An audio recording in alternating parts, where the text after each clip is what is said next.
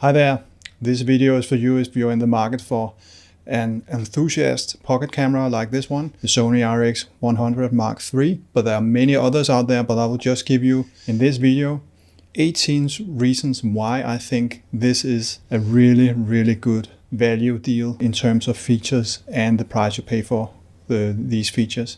There are many other alternatives out there, and of course you should choose whatever you want. I'm not a Sony salesperson, but I have used this camera for half a year, and I want to show you what my experience is after half a year of use. Towards the end of this video, I will also tell you about some things that are not so smart about this camera, because there are a few downsides. And towards the end, I will give you my verdict as to this little one, but spoiler alert, I think it is fantastic value. But let's dive right into it.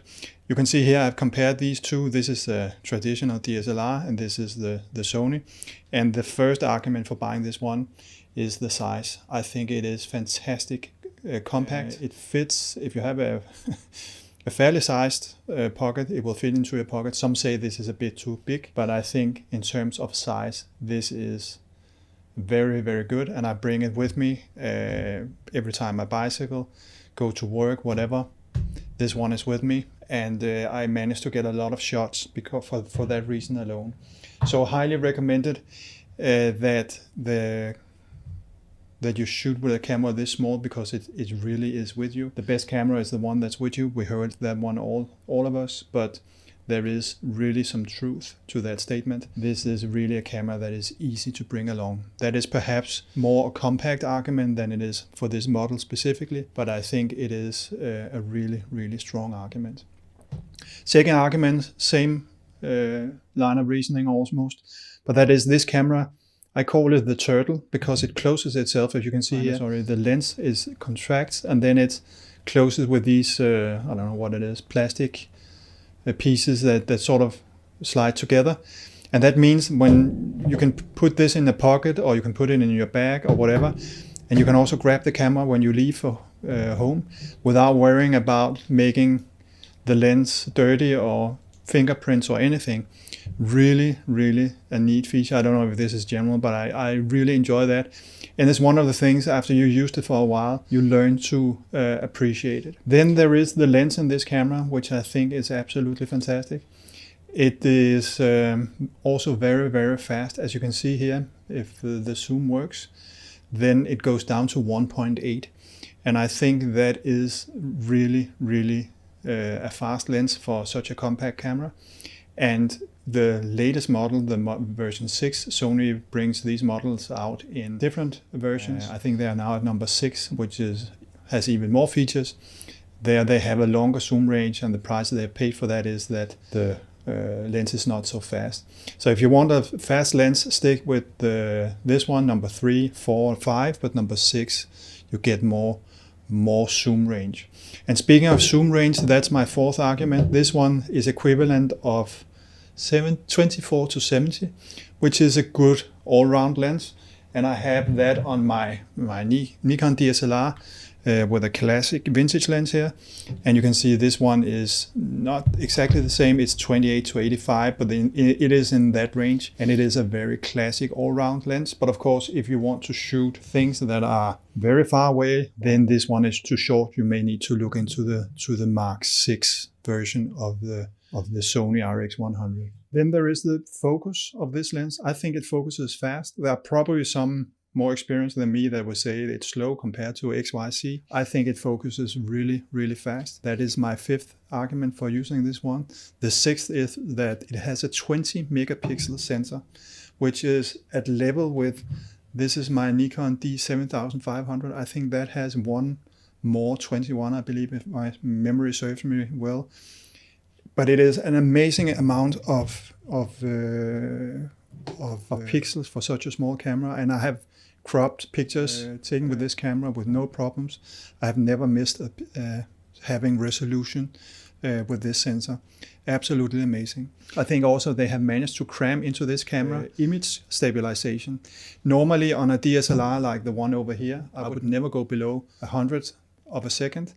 I would stay above that if I could. With this one, I have taken shots down to 1/4 of a second at nighttime with no camera shake. The image stabilization I find work really, really well.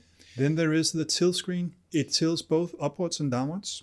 And I especially enjoy the fact that it can go outwards like this. I will show you this from the side. So I don't have to go down on my stomach if I want to see what I'm doing when the lens is like, the screen is like this. And also you can flip it all the way up. So if you're a blogger, then you can see what you're doing.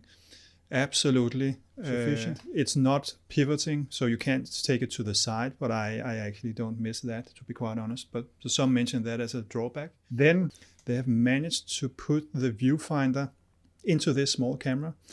And as you see, I have to pull it out manually. Later models, it comes with a motor. But I think it's amazing they have managed to fit in a viewfinder into this little camera.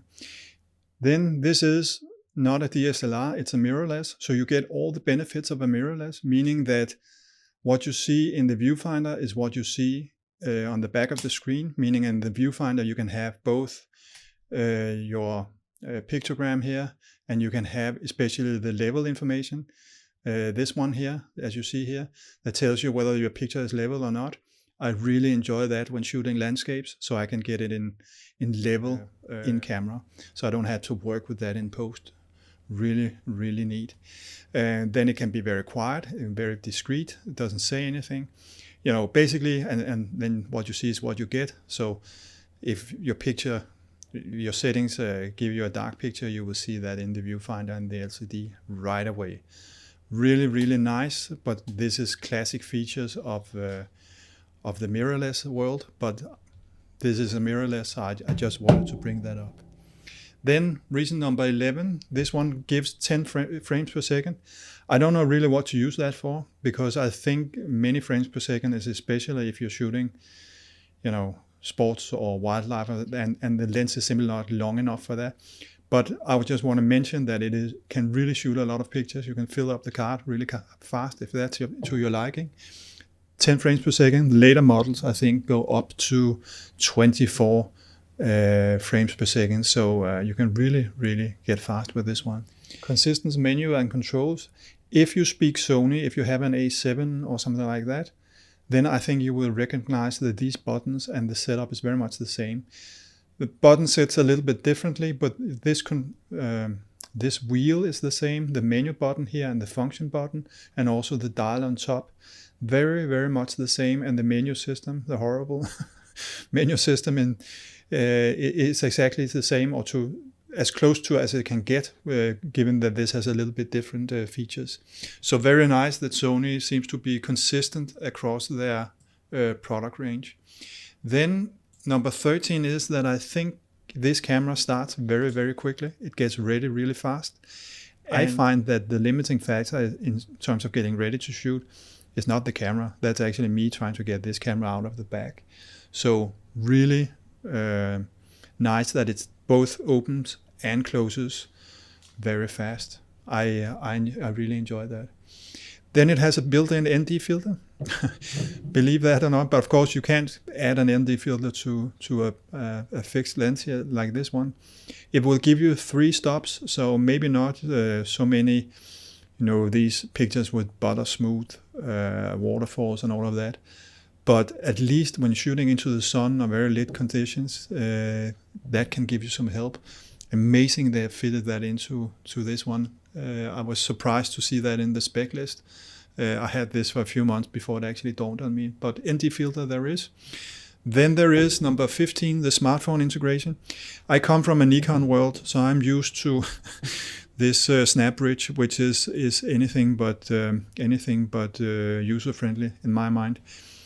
This one just works. I don't know what to show you. I just want to tell you, smartphone integration, it works like a charm. Pictures transfer from here to here very smoothly, and you can select whether you want to select the pictures here or here. The app is intuitive, and it works.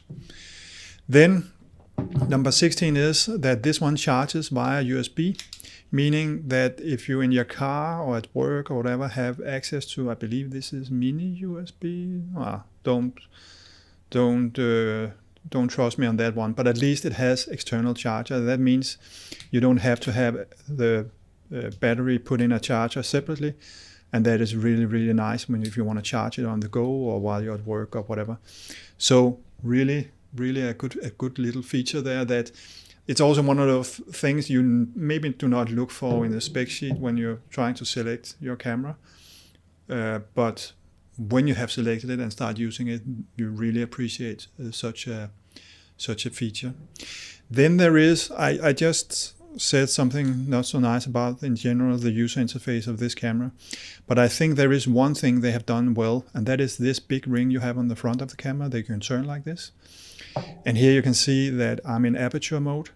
So as I'm turning this one, I hope you can see that, but the aperture changes as I'm turning the ring on the front. And I think that is really, really a good way of giving, of course, when you're in aperture mode, you want to work with the aperture, but they take the most important feature and put into this ring, and they do that if you shoot in other modes. So the function of this ring changes. So I think that's really a smart way of making the user interface better. There are some that complain that the control ring should have clicks. I'm not one of those, but if that's to your liking, then be aware that there's no stops, you can't feel it. My last argument is maybe, apart from size, also the strongest, and that is the price of this little one. I think this is March 2019. It's around 450 euros. And I think if you're willing to go down models, this is number 3. I think number 2 you can get that, or number 1 you can get that for even half the price. And if you go upwards, then it becomes very, very expensive. I think this one, number 3, is the sweet spot, at least compared to my decision criteria or personal preferences. And that would be my general advice to you when you study this camera, or these cameras as it is. There's 6 of them. Make sure that you have a list of what's important to you and match that against the spec sheet for these cameras. What are the challenges, or what is it you don't get with this camera? Well, first of all, it's not weather sealed, and 2 cents IKEA plastic bag can help you a lot with that. But that means you have to be a little bit careful if it's raining or whatever the situation is. Mine has survived well. It has served me well. I've even, as you can maybe see here, I dropped it on tarmac. So it survived that. It's a little bit bruised from that experience, but I think in general, I haven't been missing weather sealing, but I just wanted to bring it up as it is a camera you would typically bring with you for many different purposes. The zoom range ends at 70 millimeters. So you get 24 to 70. If you want 200, as I mentioned, then you need to go to Mark 6. I haven't missed anything in terms of zoom range, I must admit. Typically I shoot street photography, landscapes, and friends and family with this one. So I think the zoom range for that purpose is absolutely fine. This is not a touchscreen. So when you come from your beloved smartphone, where you're used to swiping and pinching and all of that, you will be swiping and pinching a lot on this one, but nothing happens. You can get used to it, and it's not a biggie, but I just wanted to mention that if you want a touchscreen, then this is not this model. Then there is the battery life. It sucks, as it does with almost all mirrorless, and this one is no excuse. It's a small battery and so on and so forth. But you can charge it externally. I think that mitigates that nuisance to some extent. Then there's no external flash. You have this pop-up flash. It's very cute, but I hate direct flashes or on-camera flashes like this one. I always try to get it off camera and so on. But I must say I shoot an ambient light with this one, even friends and family, and I think the fact that the lens is so fast, it goes down to 1.8, that is so... I mean, I have never missed the flash or the hot shoe on this one. Then when you get the camera, there is no dedicated charger. So you will have to buy one if you insist on having one. And I think it's because Sony thinks you should go for the in-camera charging. But of course, if you want to charge and use the camera at the same time, then you either need a long cable or you need to buy an external charger. Then the user interface in general, well, if you know Sony, you know the user interface, and you know that is designed more by an engineer than by a photographer, to be quite honest. And yeah, that's the way it is. You can live with it, and I think we are many that struggle with it because technically the Sony cameras are outstanding value for money in general, I find. But the user interface, man, they need to work on that.